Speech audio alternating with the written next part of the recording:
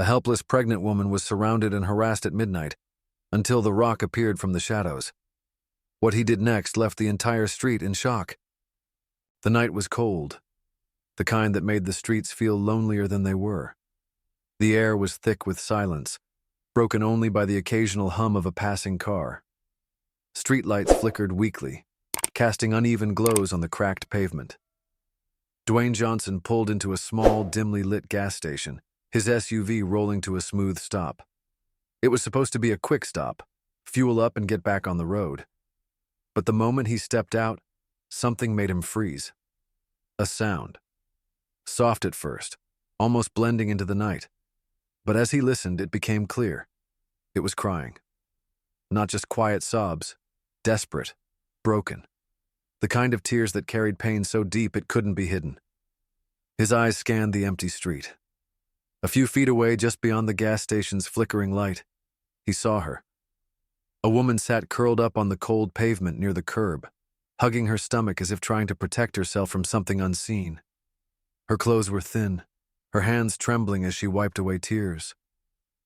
A small backpack sat beside her, half open, revealing what little she had. She was alone, scared, and clearly had nowhere to go. Dwayne's chest tightened. Something about the way she sat, curled in on herself, shoulders shaking, eyes darting to every movement, told him this wasn't just someone having a bad day.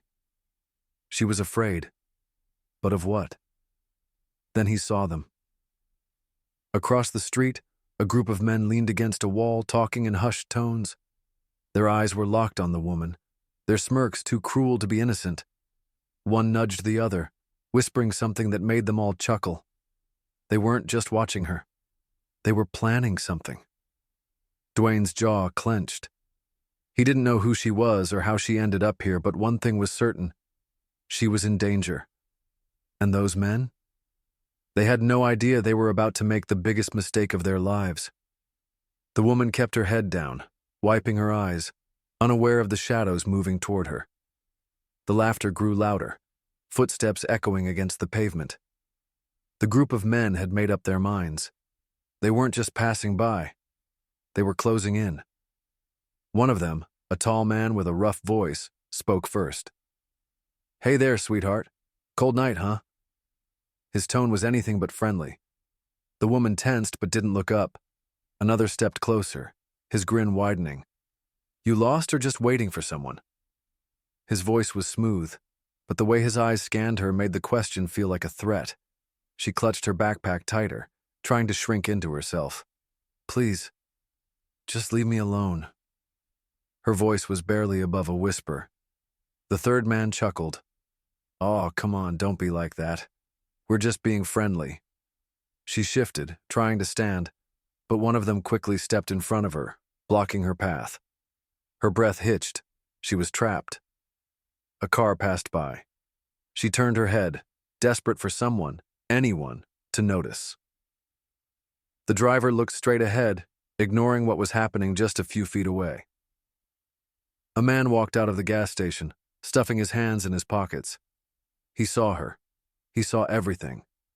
But instead of stepping in, he hurried to his car and drove away. Her heart pounded. She was on her own.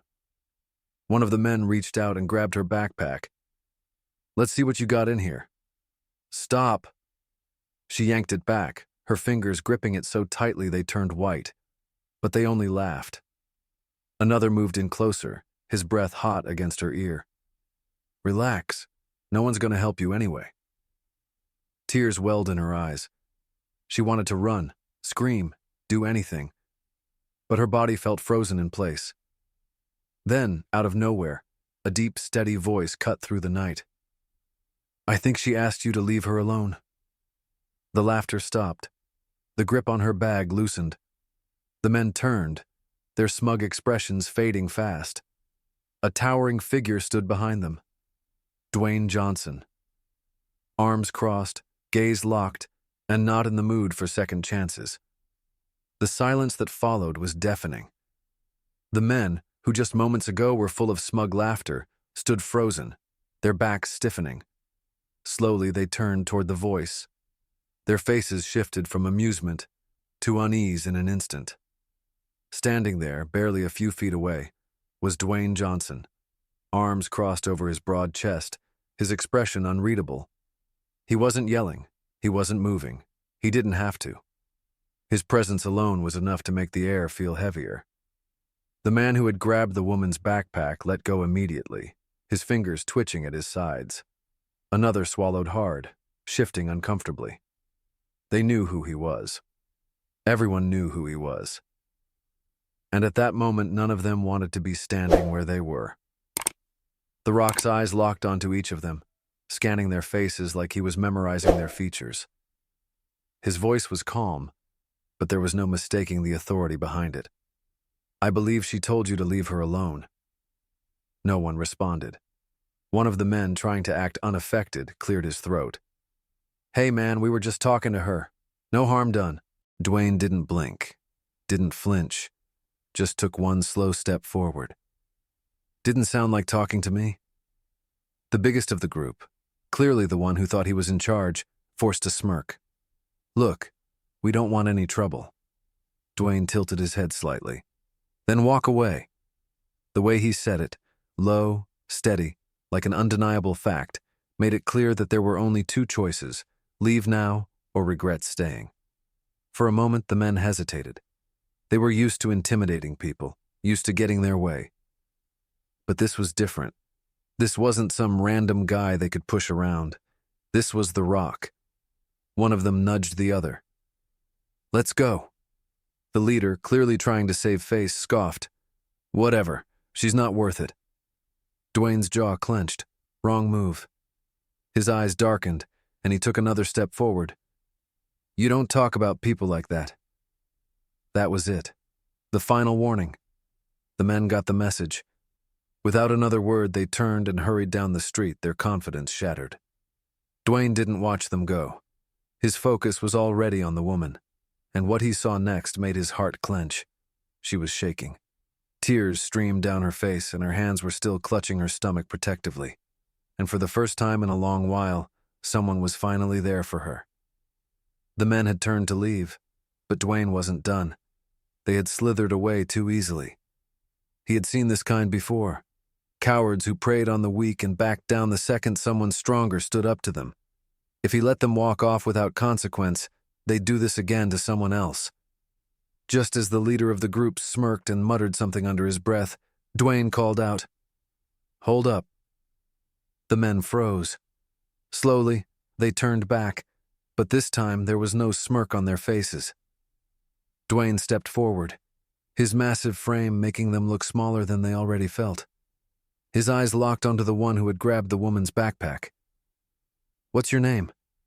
The guy hesitated. It's not important." Dwayne nodded. "That's what I thought." He turned to the rest. "See, that's the problem. You go around messing with people like she's not important, like she doesn't matter. But you didn't expect someone to stop you, did you?" The man tried to shake his head, but Dwayne wasn't asking. "Let me tell you something." His voice was steady, but it carried weight, like the kind of truth you don't forget. Real strength isn't about picking on someone who can't fight back. Real strength is standing up for people who can't. You think being a man is about making someone feel small? He stepped even closer, his presence suffocating. "Let me make this clear. If I ever hear that you did this to someone else, I'll make sure you remember me." The leader of the group swallowed hard. "Man, we didn't mean anything by it." Dwayne scoffed. "Didn't mean anything by it?" His voice turned sharp. "You saw a pregnant woman crying alone, and instead of helping, you decided to make her night worse?" He shook his head in disgust. "That's not just weak. That's pathetic." The weight of his words hung in the air. The men didn't argue. They knew they had lost. One of them muttered, "We're sorry." Dwayne didn't nod, didn't accept it. He just pointed down the street. "Then prove it. Walk away and don't come back." They didn't hesitate this time. They left, heads low, shoulders hunched, their confidence shattered. Only when they disappeared into the night did Dwayne finally turn back to the woman. She was still holding her stomach, tears silently streaming down her face. And now she was looking at him like he was the first person who had ever made her feel safe. The woman sat motionless, her arms wrapped around her stomach, as if holding herself together. Her breath was shaky, her body tense, like she still couldn't believe what had just happened. Dwayne crouched down to her level, his voice softer now. "You're safe now." Her lips trembled as she wiped her tears with the back of her hand.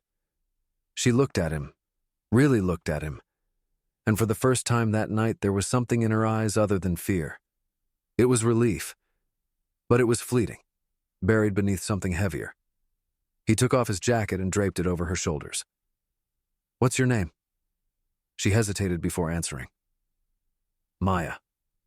Her voice was hoarse, barely above a whisper. Dwayne nodded. "Maya, do you have somewhere to go?" Her eyes welled up again and she shook her head. "No."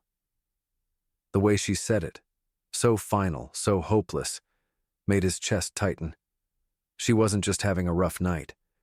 This had been her reality for a long time. "I was supposed to," she continued, her voice breaking. "I had a place, a life, but it's gone now." Dwayne didn't rush her. He let the silence sit, giving her space to speak when she was ready. She took a shaky breath. "My fiancé, he left when he found out I was pregnant. Just packed his things one morning and never came back." She let out a weak laugh, but it held no humor. "Said he wasn't ready to be a father, that he didn't want this life."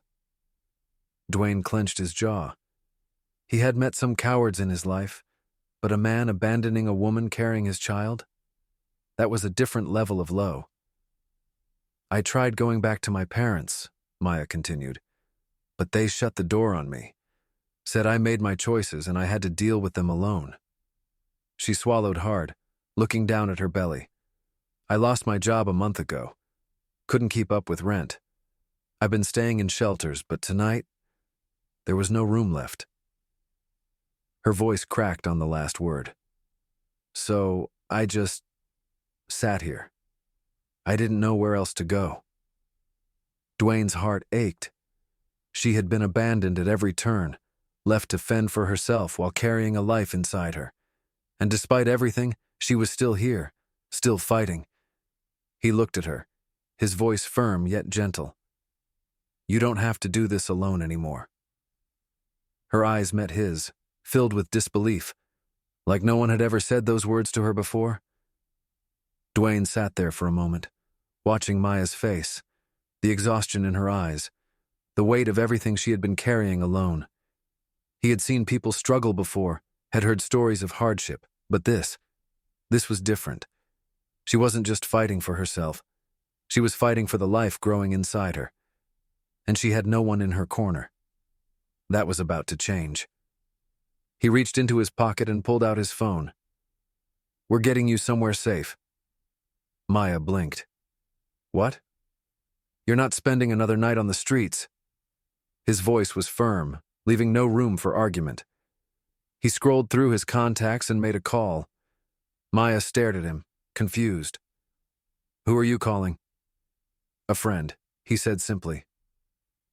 Within minutes, a black SUV pulled up to the gas station. A woman stepped out, her eyes filled with warmth and concern. "Dwayne called me," she said, offering a gentle smile. "My name is Lisa. I run a women's shelter nearby. We have space for you." Maya looked between them, her lips trembling.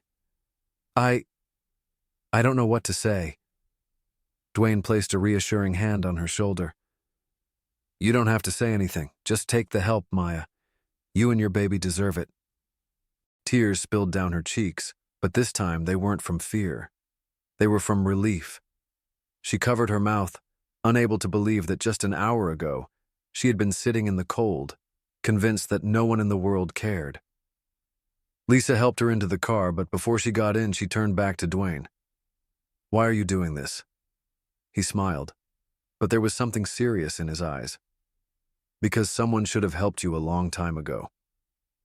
As the car pulled away, Maya pressed her hands over her belly and let out a breath she felt like she had been holding for months. For the first time in a long time, she wasn't alone anymore. Maya woke up to the warmth of sunlight streaming through a window. For a moment she panicked. Where was she? But then she remembered. The shelter. The kind woman named Lisa, and Dwayne Johnson, the man who had changed everything. She sat up slowly, placing her hands on her belly. It no longer felt like she was carrying this burden alone. For the first time in months, she felt safe. Over the next few days, things began to shift. Lisa and her team helped Maya get medical care, proper meals, and a plan for the future. The fear that had lived in her heart for so long was beginning to fade. She had hope again. One morning, as she finished a checkup with the shelter's doctor, Lisa walked in, holding out an envelope. "This is for you." Maya hesitated before taking it. When she opened it, her hands shook. Inside was a letter, a personal message from Dwayne. "Maya, I told you that you weren't alone anymore, and I meant it. Take this and start fresh. You and your baby deserve it. Keep going. You're stronger than you know. Dwayne."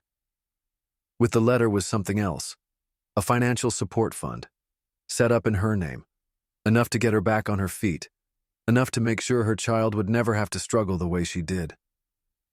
Tears rolled down her cheeks as she clutched the letter to her chest. Months later, Maya gave birth to a healthy baby boy. She held him close, whispering a silent promise to always protect him. And as she looked out of the hospital window, she remembered the night she thought her world had ended. But it hadn't. Because one stranger had stopped. One stranger had cared. And that had made all the difference. Life can change in an instant. All it takes is one act of kindness.